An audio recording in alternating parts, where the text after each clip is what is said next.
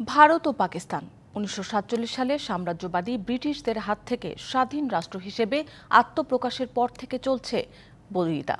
বহির্বিশ্বে তারা পেয়েছে চিরশত্রুর তকমা। এক নজরে দেখে নেওয়া যাক চিরবৈরী দেশ দুটির সামরিক সক্ষমতা।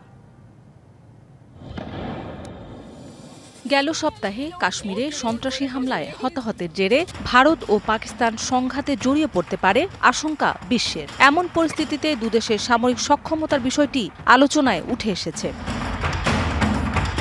ভারতের বর্তমান জনসংখ্যা ১৪০ কোটির বেশি, সক্রিয় সেনা ১৪,৬০,০০০, রিজার্ভ ১১,৬০,০০০, আধা সামরিক বাহিনীর সদস্য ২৫,৩০,০০০, মোট সামরিক জনবল ৫১ লাখ। আর পাকিস্তানের জনসংখ্যা ২৫ কোটি ২০ লাখ, সক্রিয় সেনা ৬,৫৪,০০০, রিজার্ভ সেনা ৬,৫০,০০০, মোট সামরিক শক্তি ১৭ লাখ।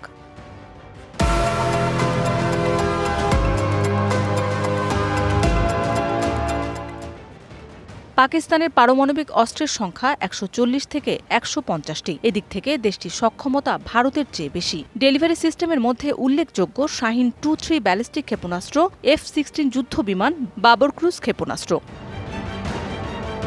ভারতের পারমাণবিক অস্ত্র রয়েছে ১৩০ থেকে ১৪০টি। ডেলিভারি সিস্টেমের মধ্যে রয়েছে অগ্নি 3-5 ব্যালিস্টিক ক্ষেপণাস্ত্র, মিরেজ ২০০০ ও রাফায়েল এবং সামুদ্রিক প্রতিরক্ষার INS আরিহান্ট।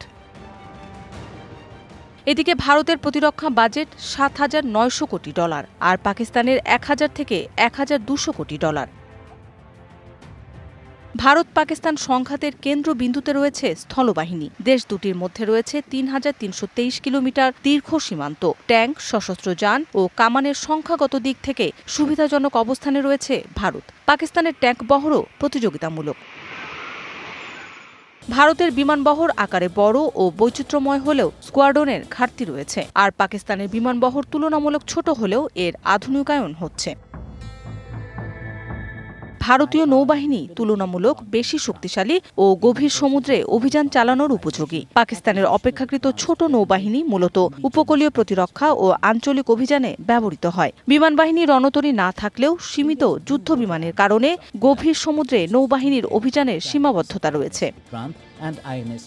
জনবল, সামরিক ব্যয় ও প্রচলিত অন্যান্য প্রতিরক্ষা খাতে যার যার অবস্থান থেকে শক্তিশালী দুদেশই। এ কারণে ভারত কিংবা পাকিস্তান কোনো দেশকেই সামরিক শক্তিতে খাটো করে দেখার কোনো সুযোগ নেই।